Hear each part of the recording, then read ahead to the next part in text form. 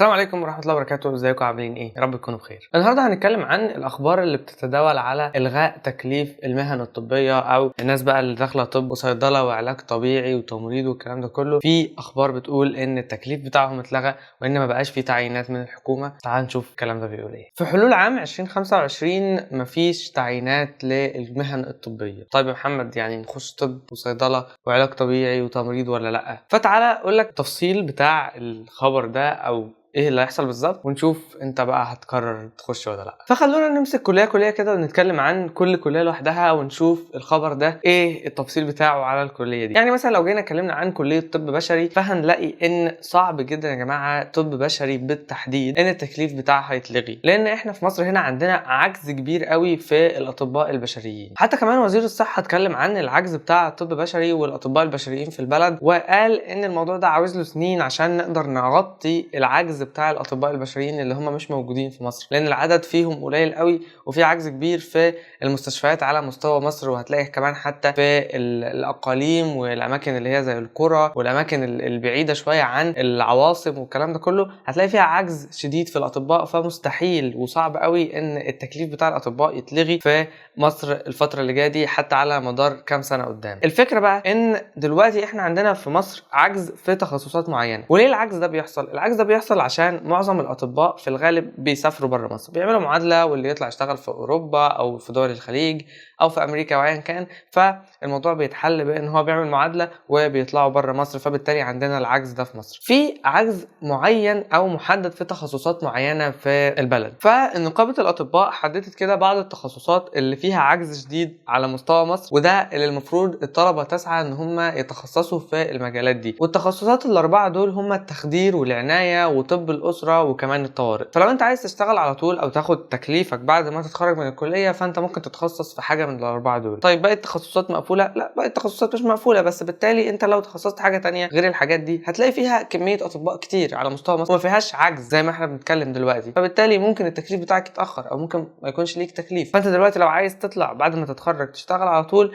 قدامك 4 تخصصات فيهم عجز شديد في مصر، فاحنا محتاجين فيهم اطباء، فانت تقدر تتخصص في واحد من الاربعه دول. وكمان العجز ده بيكون على حسب الاماكن. يعني مثلا احنا عندنا في اماكن معينه فيها عجز في الاطباء، ما فيهاش اطباء اصلا. فمثلا احنا هنقول ان على مستوى المحافظات في عجز مثلا في محافظه بني سويف او في سوهاج او في الاسماعيليه، ايا كان العجز فين. فوالله مثلا انا محتاج في بني سويف 1000 طبيب في تخصص معين، فانا هروح اعين 1000 طبيب هناك. انا محتاج برضو في سوهاج هكذا. فالعجز ده بيتم برضو عن طريق ان احنا عندنا الاماكن على مستوى مصر في عجز شديد في مناطق معينه، فبالتالي احنا بنروح نغطي العجز ده بان بيتم تعيين ناس هناك، وهكذا بقى على حسب الاحتياج على مستوى مصر كلها. طيب كليه طب الاسنان، في الحقيقه كليه طب الاسنان وصيدله وعلاج طبيعي بحلول عام 2025 هيكون التكليف بتاعهم اتلغى، لان في عدد كبير قوي من الاطباء متخرجين من صيدله وعلاج طبيعي والاسنان، فهيكون انا عندي زياده في العدد ده. فبالتالي مش محتاج ان انا هعين ليه؟ انا عندي اصلا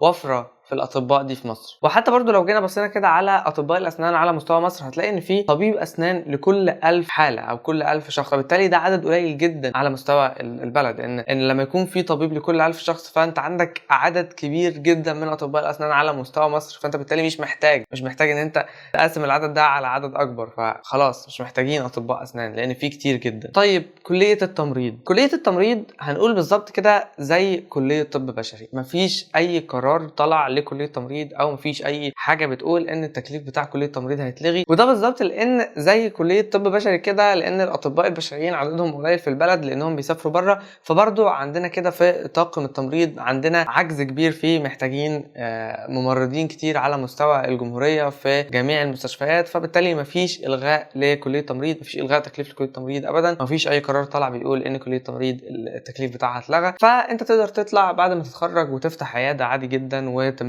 مهنتك الطبيه زي اي طبيب. وفي الغالب برضو معظم الاطباء بيسافروا بره البلد، بيلجأوا ان هم يعملوا معادله وان هم يطلعوا بره البلد يشوفوا مثلا فرصه عمل في الخليج او في اوروبا امريكا والكلام ده كله. وغالبا غالبا معظم الاطباء بيفكروا ان هم يعملوا معادله حتى وهم لسه في الكليه، فبيذاكروا المعادله دي من هم لسه داخلين الكليه حتى، علشان بعد ما يتخرج يعمل معادله ويسافر على طول، لان طبعا فرص الشغل هناك احسن، المرتبات بتاعتهم بتبقى اعلى، فبالتالي هو مش بيبص بقى لحته التكليف وان هو هيتخرج ياخد 2000 جنيه في الامتياز بعد كده ياخد مثلا 5 ولا 6، فلا انا بره بالنسبه لي احسن. فكل الاطباء بيطلعوا بره، وبالتالي بيبقى هيفضل عندنا عجز لو فضل الاطباء بيطلعوا بره. وعامه لو انت مش واخد بالك او ما تعرفش، فمصر بتتجه دلوقتي نحو الخصخصه. يعني ايه خصخصه؟ يعني كل حاجه في البلد تقريبا هتبقى خاصه، مش هتبقى ملك الدوله او مش هتبقى تبع الحكومه. بمعنى اصح الدوله هتبيع المستشفيات او هتديها للمستثمرين على سنين معينه مثلا. فهنفترض ان في مستثمر هيجي هياخد المستشفيات او هياخد مستشفى معينه 10 15 سنه يستفيد منها، ان هو المستثمر بتاعها او هو مالك المستشفى دي للفتره الزمنيه دي 10 15 سنه، لان تقريبا مفيش بيع دائم للمستشفيات دي في مصر. مستشفيات وكله يعني شركات بقى ومدارس والكلام ده كله، حتى كمان بتلجأ للخصخصه في المدارس. وبنلاحظ ده برضو من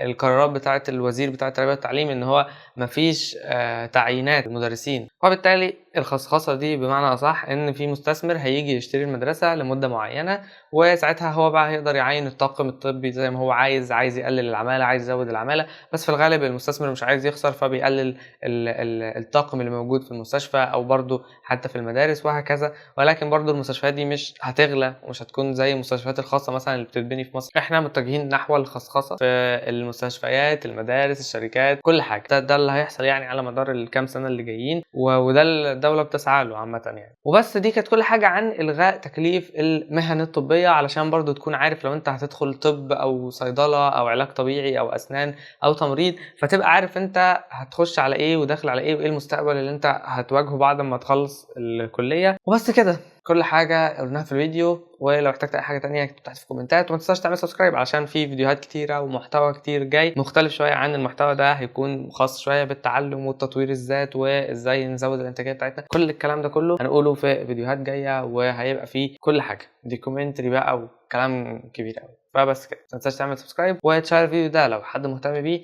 ممكن يستفيد بيه باي طريقه ممكنه. بس كده، سلام.